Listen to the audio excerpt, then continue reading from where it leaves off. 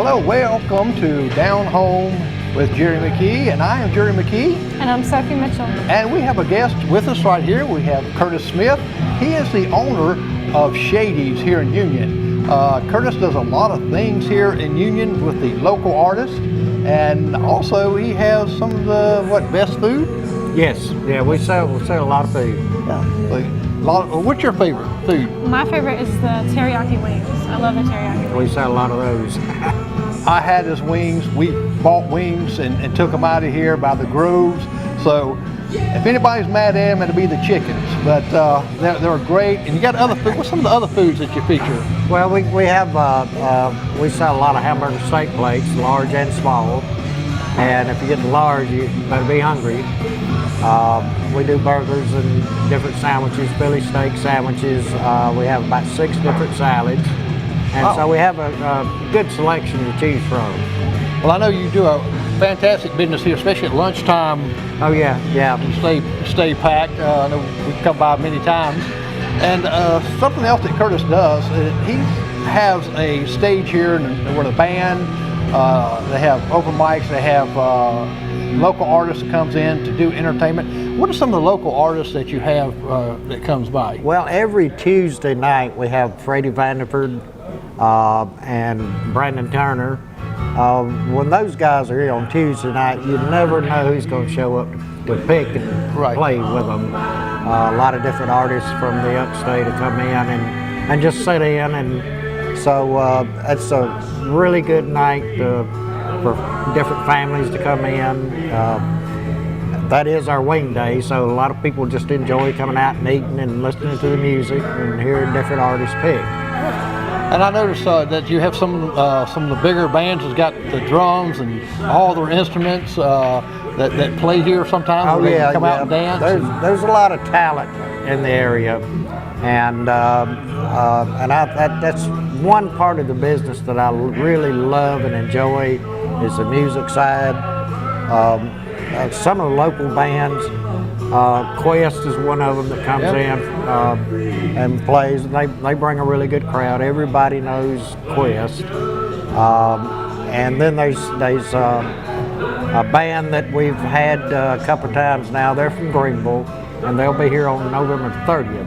Okay. Their name is Dysfunction. So we do a lot of bands around the upstate, and well, I noticed that when we come in sometimes at night and even around lunchtime when we do come here, that we see families here with kids. Oh yes, and yes. That they eat, enjoy things. I know you got some games over there they can play, and also one of mine and Sophie's favorite, that she beats me at all the time, is pool. And so it's not only just out for adults, but you have families here. Yes, we do allow the underage to be here. We usually try to get the underage out at 10 at night. That's when our kitchen's closed, but they're welcome from 11 o'clock in the morning all the way to 10 o'clock at night. A lot of families coming in. Well, the kids' favorites is their burger and fries, right? Oh yes, absolutely. They and I'd like you brought up open mic. We've been doing that the first and third Saturday of every month, and it gives people the chance that pick and sing and play, that have talent, that don't play with anybody, they don't play in public. It gives them a chance to come out and showcase their talent and show people what they can do. And I've really found some really good musicians that they might be a welder, they got jobs, they just pick and sing for family and friends. They can come out and they can let the general public enjoy what they do. Right, and a lot of them has never been in front of people before, but maybe families to sing. This gives them an opportunity to do that. Oh, absolutely. And what I like about Shady's here is that there's really no other place around here that gives that opportunity to other artists that's really having, wants to play somewhere and don't want to drive to Spartanburg or Greenville. Right here in Union. Right here in Union. Well, Curtis, I appreciate you letting us come in here and doing our intro and to talk about, because I want people to know about your place. And we got Freddie Vanderford playing later on in our video, and so stay tuned for that. And he's here every Tuesday. Absolutely. So come on down if you after you listen and see his video, and come on down and listen to him in person live. Freddie will be glad to play a tune for you and just let you sit back and enjoy these guys. So thank you, Curtis, for letting us come, okay? Well, I certainly appreciate y'all coming. Okay, now stay tuned, because if you remember last month we had a haunted house, the Stewart House, and we really didn't know much about it, the history.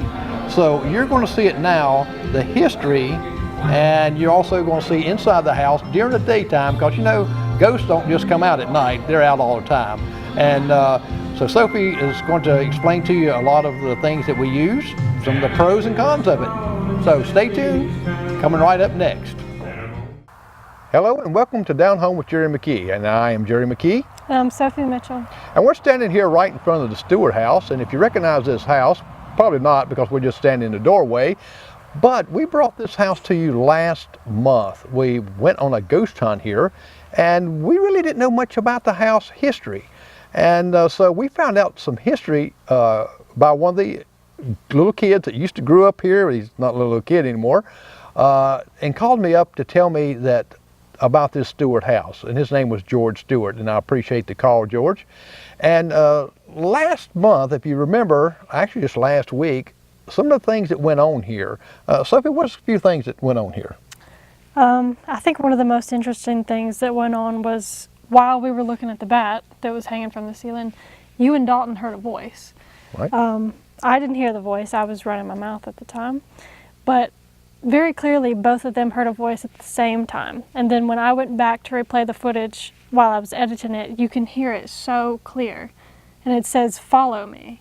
Like, you don't even have to raise the volume up to hear it. And I think that's one of the best things that we've found. And not only that, while we were editing, we noticed a face. What do you think about the face? Well, the face was in a closet that was totally empty. Nothing. And we're going to show you that closet. And who knows, the face could pop out again. And you don't have to be, you know, at nighttime to see ghosts. Ghosts live in the daytime too. We just happen to do it at night, that night before. But the face is real. We didn't plant this. We don't want to plant anything to give anybody anything that's misleading. We don't want to set up flashlights that flicker off and on and ghosts carrying them through there. That's not us. What we're bringing you is what other people saw and what we've seen firsthand without even knowing the history. Right. And even with that, what about the names that that came up? Was two ladies' names, wasn't it? Yeah, I think it was Kim and Carol. Right. Which might coincide with the history that you were told on that phone call. Exactly. And we're going to take you through the house right now. It's daylight. We'll have some light here. And we're not coming in to show you enhancements or anything like that, or that more ghosts is here. If we see one that comes up to us, that's great. But we want to show you the history and the inside of the house and what we compare the both together. Now, I'm going to show you a few instruments that we use. And these instruments, I'm going to let Sophie describe them to you because she's the expert at that. So hold on to your hats, and we're going to bring you up to date on what we use for ghost hunting. Okay, what we have some instruments that we do use they're not 100% accurate. It depends on where you're at, your locations. It has a lot to do with that. We're way out into the country. We're way out that actually the radio station don't even pick up on my car. And Sophie's going to explain some of these things that we have. One is the meter here. Yeah, it's an EMF meter. It's supposed to detect fluctuations in the electromagnetic field. And ghosts are supposedly able to manipulate the electromagnetic field. And so this is what this would be picking up. Right, and with that, I don't know if years ago or even now, sometimes you can touch your washing machine or your refrigerator and you feel a little shock. And a lot of times you can use these meters here and you feel the electricity. But the key thing here is there's no electricity. We're powerless except for by batteries. So if you're using this inside dwellings especially older houses that the electricity is on, some of the older wiring, you might get some false readings. But like I said, no electricity here. Where's the other device? This is called a spirit box. I've seen people use these on shows like Ghost Hunters, Ghost Adventures. What it does is it scans the AM, FM radio frequencies. And supposedly ghosts are also able to manipulate and mess with those as well to talk to us. And, you know, a lot of times while it's scanning through these frequencies, a word will pop out. And if it's going through, you know, hundreds of frequencies per second, it's kind of, you know, hard for, you know, words to pop out just at random. And so I guess that's, you know, how. So with the combination with the frequencies with this and the software that we have, which gives out the random names like that, that's how we found out there was two ladies that were here, and we're going to give you the history in a few moments, and you'll see that this was pretty freaky and pretty accurate. Now again, with the AM FM frequency, if you're downtown or somewhere like that close to a radio station, you got a lot of radio stations in the area. 911 sometimes will interfere with it. Again, when we was here and we heard these things, we were out in the country. There's no station whatsoever picks up out here with this ghost box. Besides, we heard the audio with our ears. Yeah. And the camera also picked that up as well. None of these devices, you know, came into picking that one audio up. Right. The only device that picked up was hanging around Dalton Peters, and we picked up and through the house with that. Now, this little device here is just a recorder, little micro recorder. It's very, very sensitive and pick up some things. But we rarely use this right here because our camera mics are excellent. We have high frequency, high power mics that we distribute on top of the cameras to the house to where we can listen to these things. And that's where you heard the audio of Follow Me.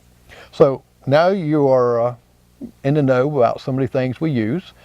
We don't use any kind of gimmicks or anything like that. We don't put fake stuff in here. We just want to show you, and because we want to know ourselves. We just don't want to say, well, we don't want to do this. Anybody can make up stuff, but we're not going to do that, and not to bring you stuff that's false.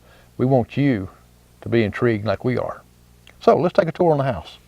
We are in one of the living rooms here, and you can see the fireplace over here to my left, and we want to show you some pictures of what the house looked like in 1890.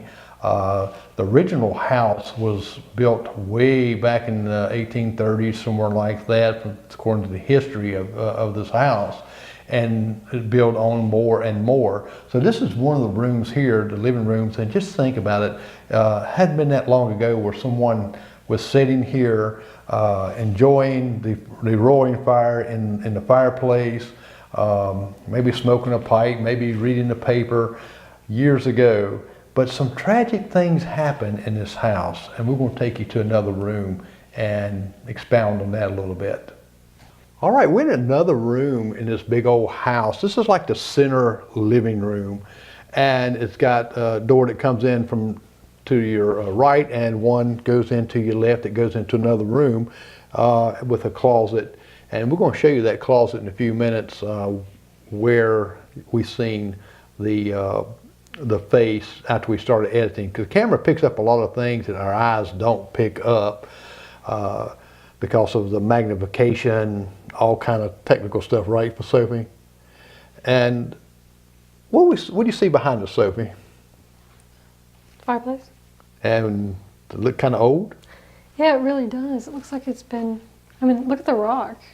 Yeah, the rocks is not even in there at all, even, that's a double negative, but this was, you can tell it's not just freshly bricked, it's homemade, yeah.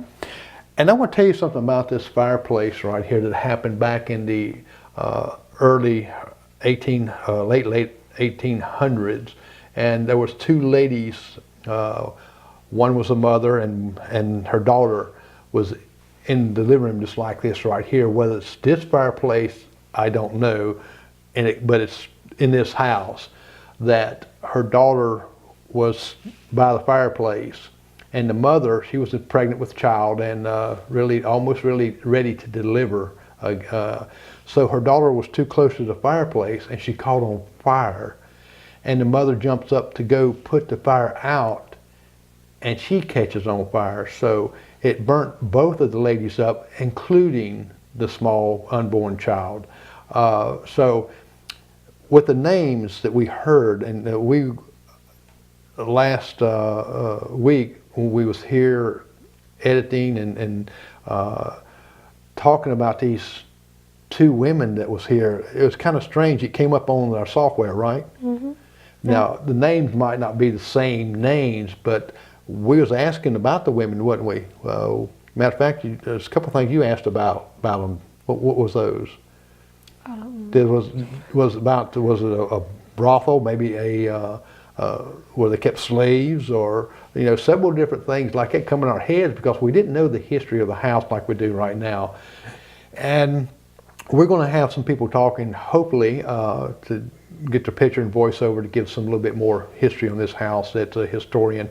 We just heard from the historian of the family about this house, and we just wanted to bring you some closure because we said this will be continued, and this is what we wanted to bring you. So if you're ready to go to the next room, we'll go to the next room, and let's look in that closet, okay?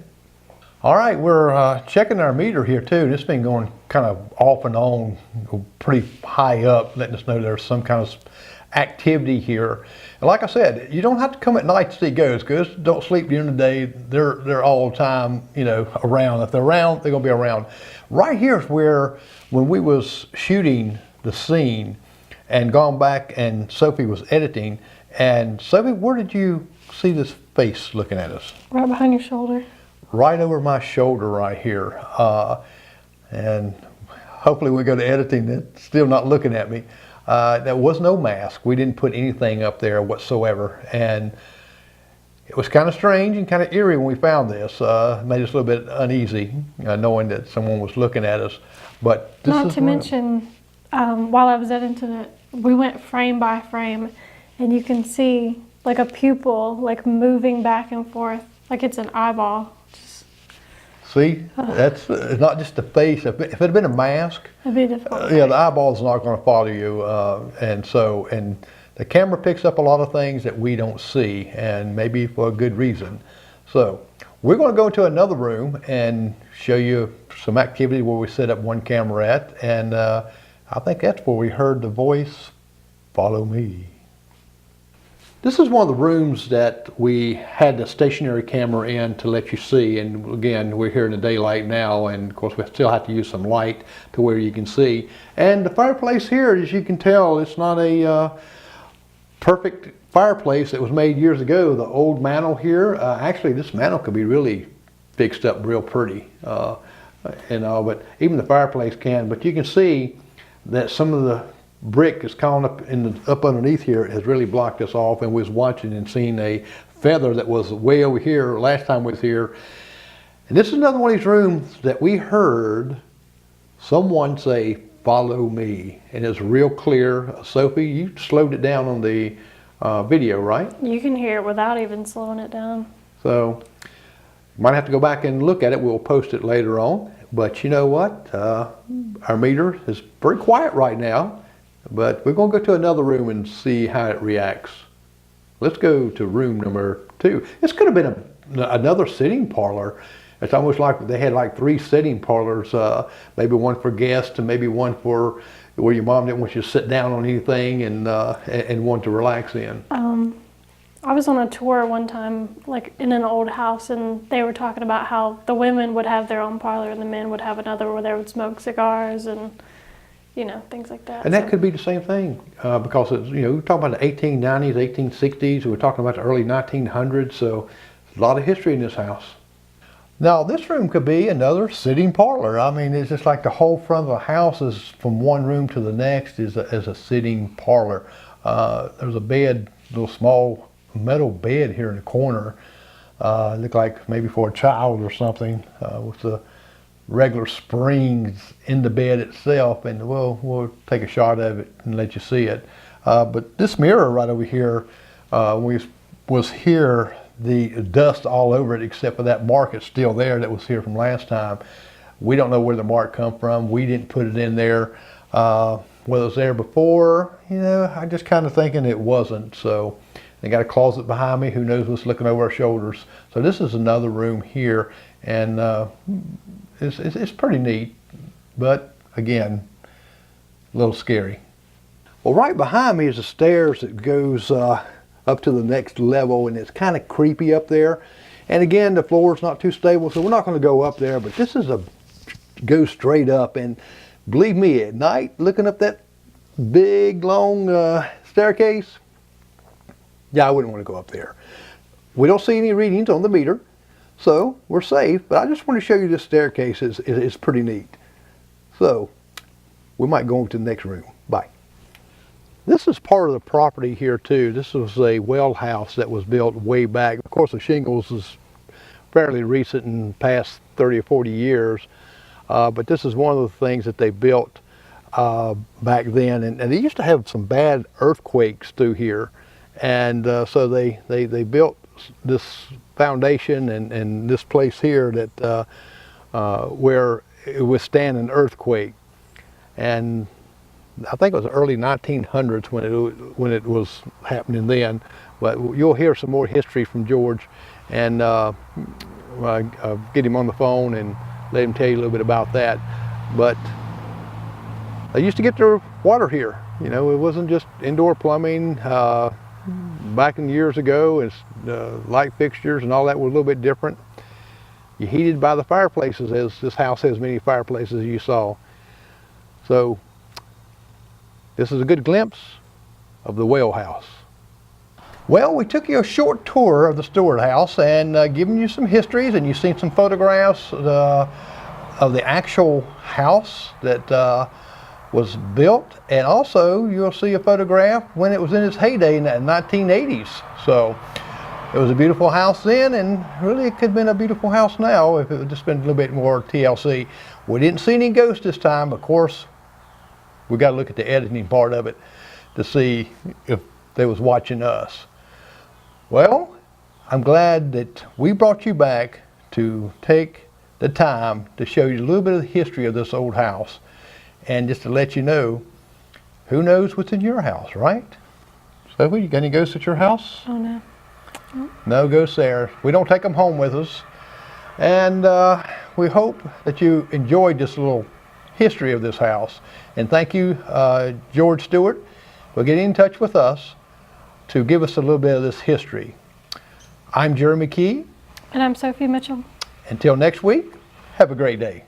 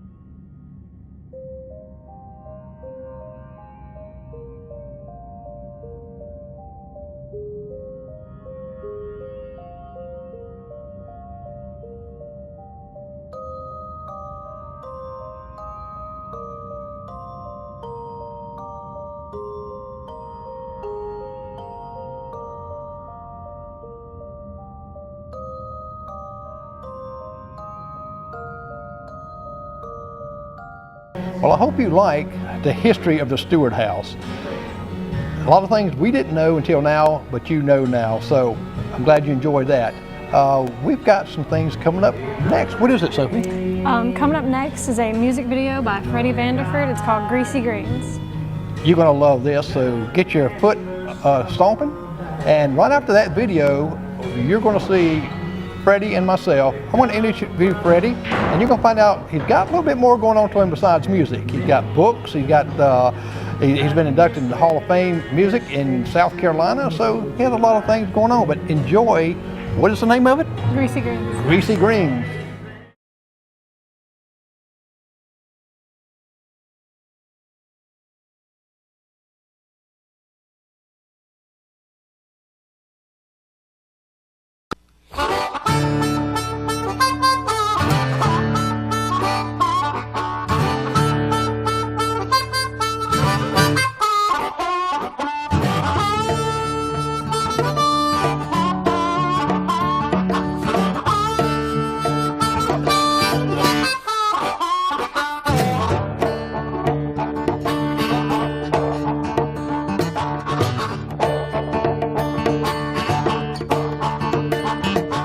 Me some man come from New Orleans, crazy about them greasy greens.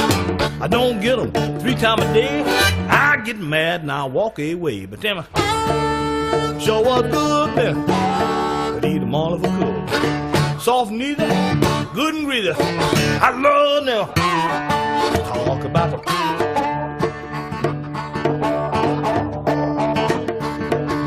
Way down south where I was born, raised good greens and corn, sweet potato, black-eyed peas, green tomatoes, man, pecan tree. But then, sure was good now. Eat them all if I could. Soft and easy, good and greasy. I love them. Talk about it.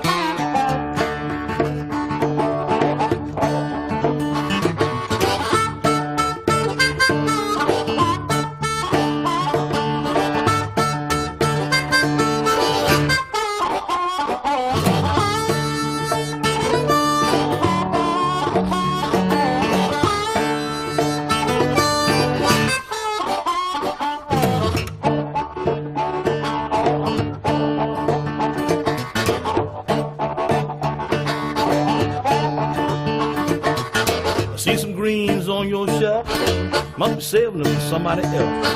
Quick as we eat them, baby, I'll be gone. And I won't know that we slipped them on. Sure was good now. Eat them all if I could. Soft and easy, good and greasy. I love them. Talk about it.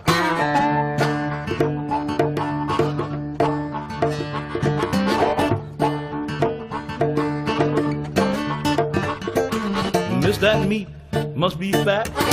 Cook greens so greasy like that. Can't use no natural lean, but you can sure enough cook some good greens. Yeah. Sure was good now. But eat them all if I could. Soft and easy, good and greasy. I love them. Talk about it.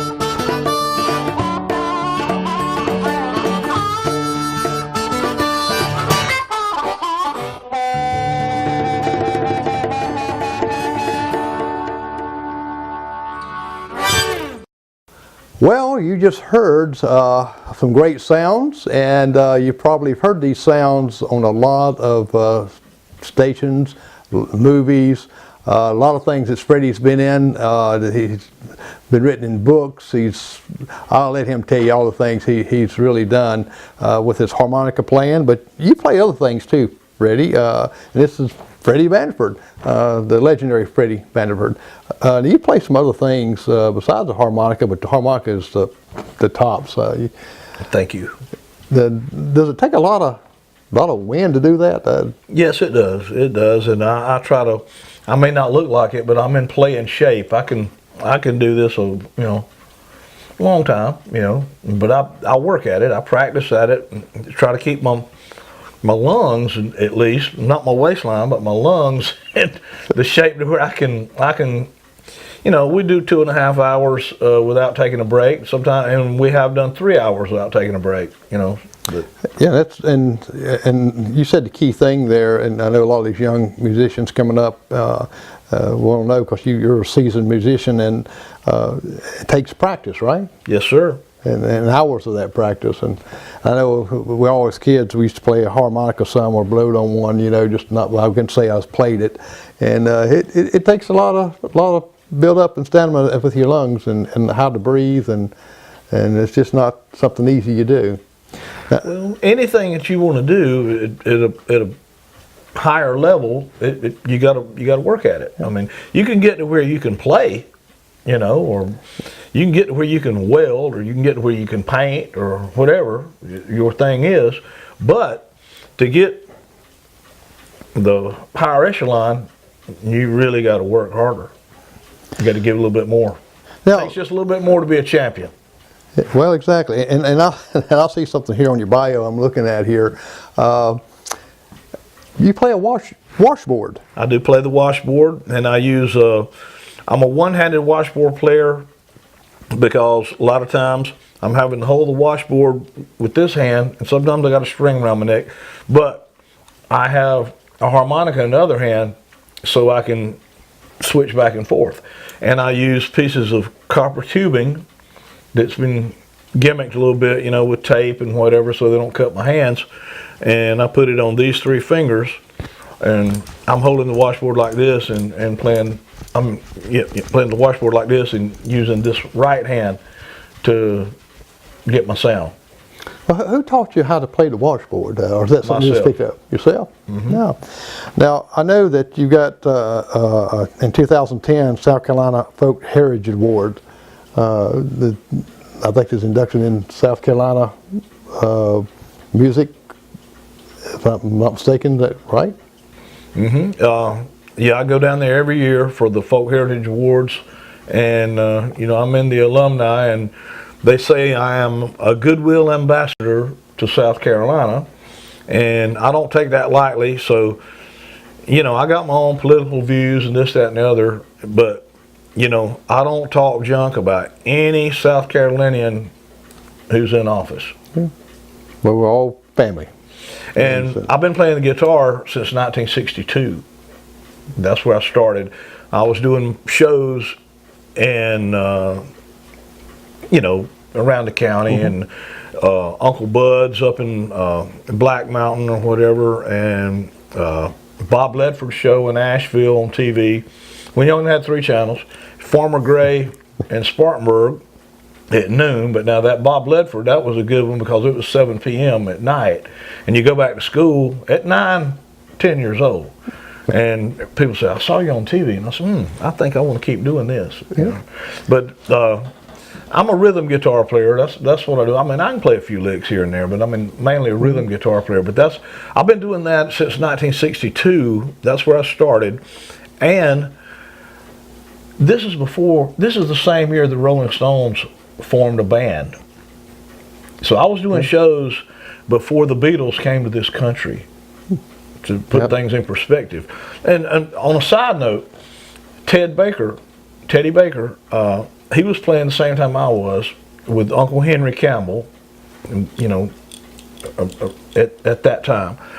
Now we're going to be doing a show January the 18th, and this is probably the first time in 20-something years that he's played in Union County, and that'll be coming up January the 18th, and I hope everybody stays tuned for that. There'll be posters and this, that, and other coming out about that. But We played together back in 1962 Wow. when we were kids, and he's coming back. Millbilly 3, which is my current band, it'll be us and Teddy Baker. And that's going to be a lot of fun. So y'all stay tuned for that. But not only that, you're very talented in playing a lot of different instruments, stuff like that, but you write a lot of your songs. I do write. Now, where do you get some of your inspiration on some of your songs? For instance, Everything's Chicken But the Bill.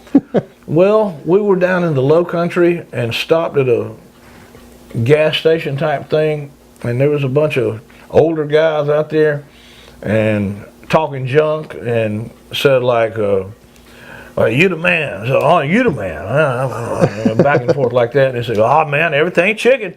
Everything chicken but the bill. You cut it off a cookie right, it'll be chicken still. And I thought about that. I said, I need to write that down. I'd never heard that terminology before, so I wrote it down, and we made a little crazy song out of it. Well, you get a lot of your probably songs from your travels and meeting all these different people and stuff. I mean, when you songwrite and you pick up things what normal people don't pick up. Well, one of my songs, it's on the Greasy Greens record, is Trouble Come Knocking. And that particular song, I'm not going to say it was a family member, talking about her husband who's now deceased. They were a young couple, you know, and said he didn't go looking for trouble, but trouble come a knocking. And I said, trouble come a knocking. I wrote that down. Now, the film, The Lot. Tell us a little bit about that. Abe Duenas, one of my favorite people in the whole world, he said he's got a film he's writing for a screenplay coming up in 2019 that he had me in mind the whole time. I don't know what it's going to be about, but The Lot, that was he received a grant from the South Carolina Film Institute to do that one, and it was a short film about a used car lot, and they were on the downside of, basically they were like dinosaurs compared to the, you know, car check and all this stuff, you know, they were the old school, and I had a part in that. Wow. Did they get to use some of your music in that, or? Yes, as a matter of fact, you know, he did my music video, my Greasy Greens video that you can see on YouTube, and you can see the behind the scenes, all that stuff. But, you know, we know each other. He went to Nashville with me.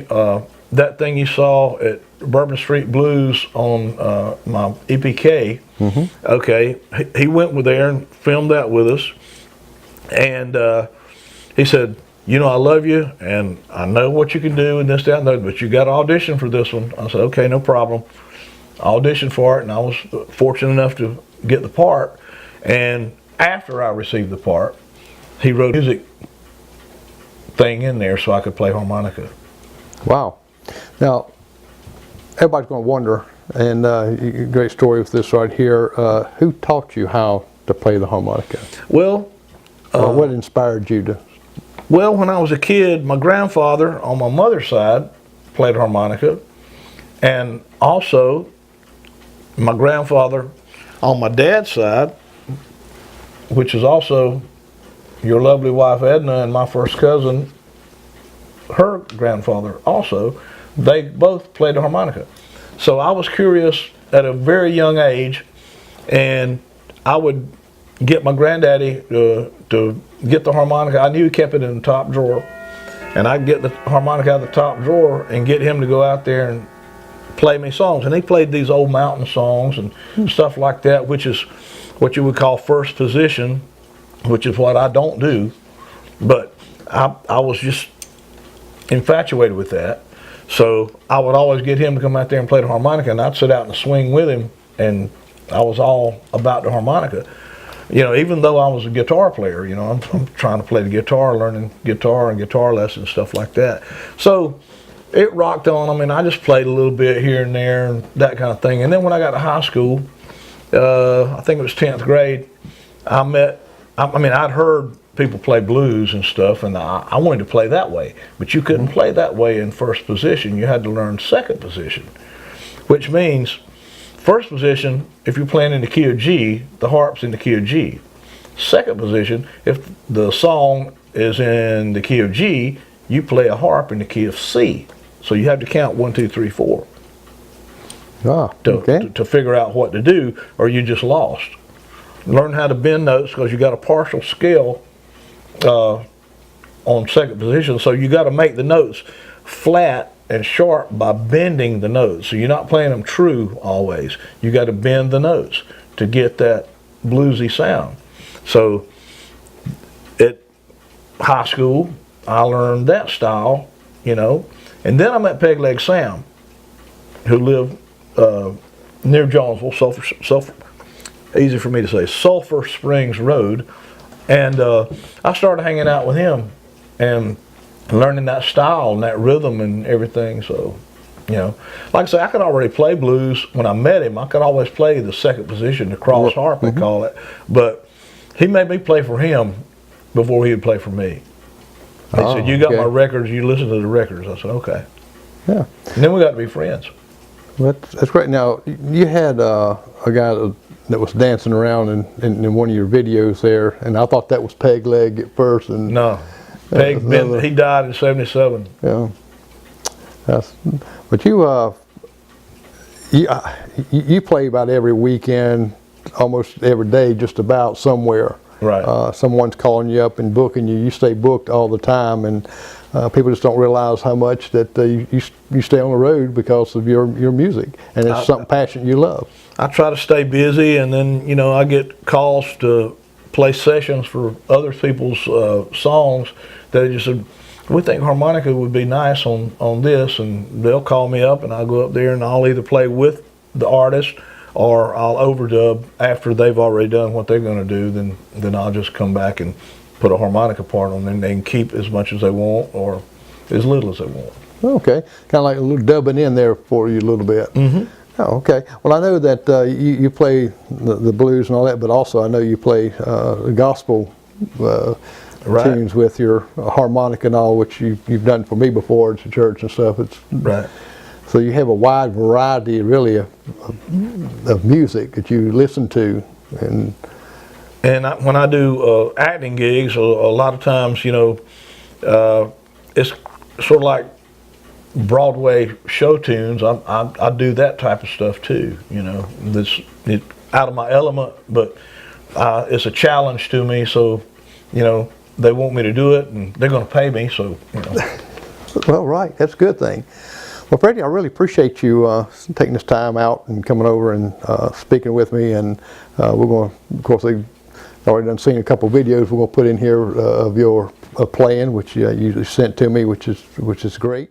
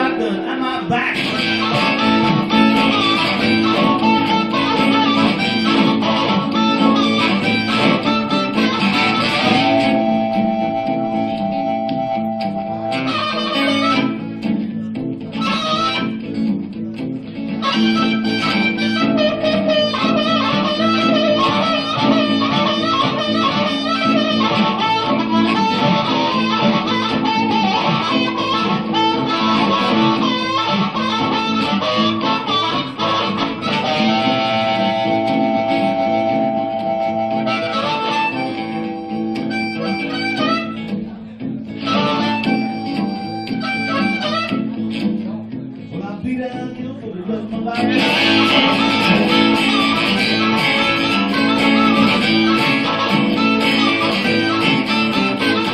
be down here with my natural light.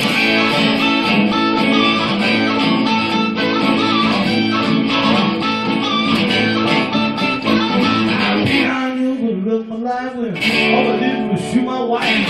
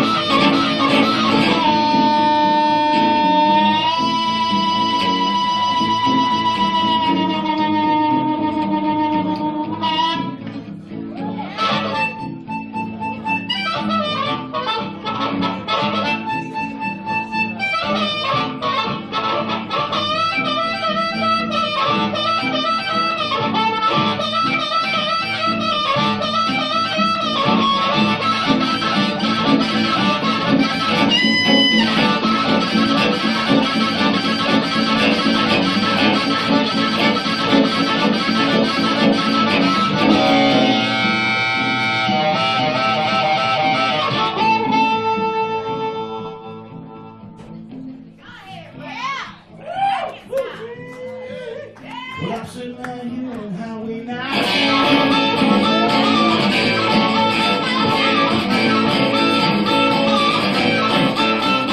I'm sitting right here on the highway now.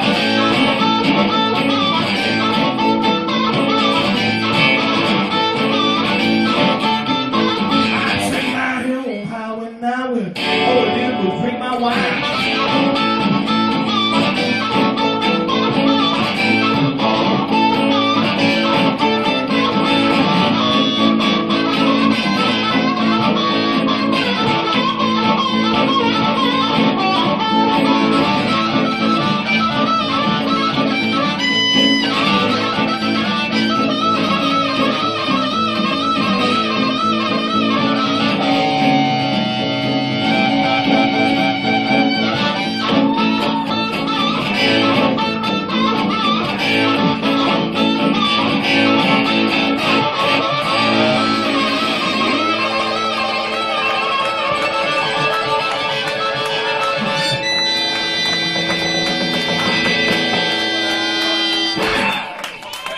Thank you so much. Appreciate it.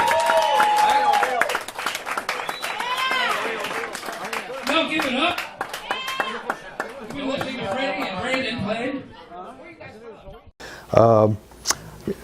Take us on out with a little tune there. Okay, well, I would like to say now, thank you so much for having me, and I really do appreciate it, and hope you'll come out and see me sometime. You know, all over the place. Just check it out. Now, what's the place again in January? Where's that going to be at?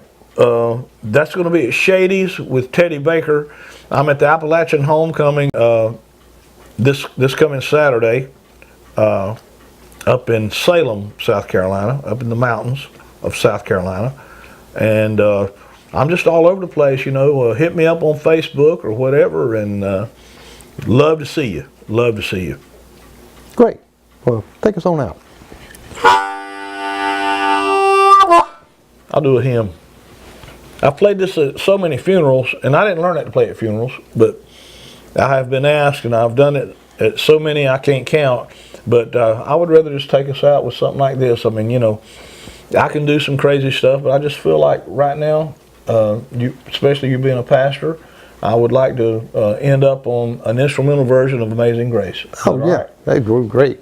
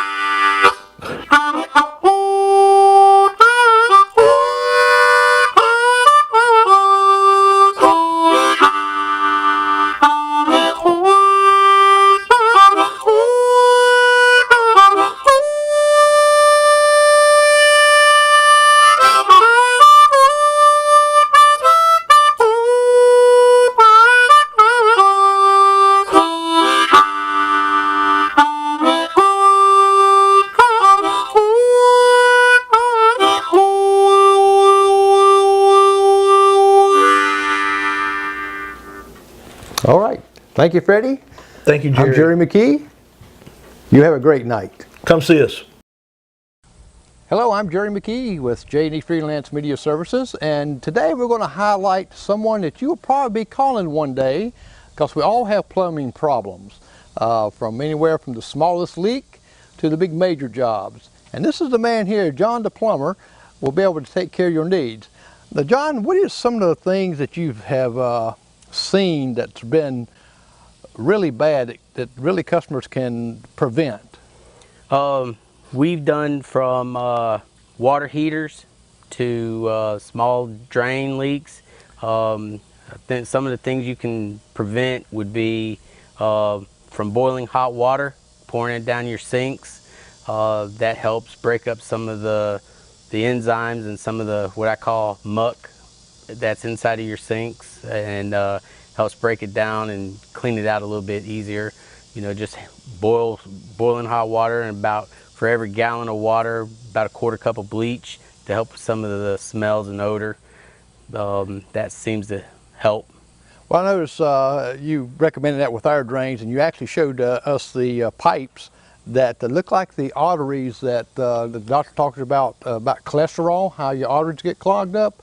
Well, we looked at those, and that's what it looked like, and it was pretty yucky. So we're going to take that advice and boil some water, put some Clorox in it to clean them drains out. And now, John, how did you get started in the plumbing business? Because not everybody can plumb. I know I can't. Actually, when I just exited the military, and my father was a plumbing supply house, and just vicariously, a customer of his came in and asked him if he knew somebody who would be interested in doing some plumbing. And my dad told me, "You're going to go to work for him." So I went to work for him, and it just kind of vicariously began that way. And I picked it up pretty rapidly and began doing my working in plumbing. I do commercial, residential, and service, all three. You know, usually you get one plumber that does one of the three, but I do all three of them. Okay, John, I know that you, of course, have some training and school and to become a master plumber? Absolutely. I've gone to the University of South Carolina, have my bachelor's degree in organizational leadership. I also have my master plumbing license through the state of South Carolina LLR. I'm backflow certified. I can test backflows for the state of South Carolina DHEC. So I'm making advancements to better myself and for my company. Well, I'll tell you, if you need a plumber, this is the man to call, the one that grew up in plumbing supplies with his dad, got a master's plumbing certification, graduate from the University of South Carolina, and so you got all there, the expertise, the knowledge. I would recommend call John the plumber, and we're highlighting him this time on our businesses that we'll be highlighting more throughout the time on the down home in Union County, because John is your Union County plumber. Of course, I'm sure he goes out of the county sometimes, and but he's there when you call him. I know we call him, he answers promptly and gets to you. So John, I appreciate this little interview, and thank you for your work that you've done at my house, and because he's rescued us a couple of times. So this is the vehicle you're going to look at, John the plumber here, and give him a call. All their information will be at the end of this program.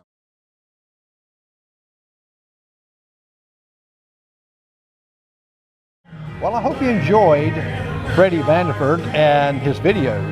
Now, we've got some other music talent coming up next week, and I'm excited about this one also. We're going to try to bring you a couple each week, so we might have a couple this week if I can get the right artist. What is the artist's name now? Monty Allen. Monty Allen. Monty Allen, and a lot of people here knows him, but a lot of people in upstate maybe don't know him, but they do know him. Monty Allen played for Alan Jackson Band for close to over 15 years, and now he kind of helps take care of the ranch of Alan Jackson. So I'll be traveling to Tennessee, going to see Monty Allen, interview him, and get some shots of the ranch of Alan Jackson, and I'm hoping that I can get Alan Jackson himself just to say hello, if nothing else. And we've got another person that we're trying to get on, but I'm not going to give that away yet. We're going to let it be a surprise for you for next week. Well, Sophie, how'd you enjoy the show? It was good. Music? Yeah. Last week we got to eat real good, right? Oh, yeah. Yeah, so we got some other episodes coming up. That's right, driving the NASCAR around the Charlotte Speedway, Motor Speedway. Sophie's going to be driving. It's going to be interesting if it's a stick shift. So stay tuned for that. And she wants to race me in it.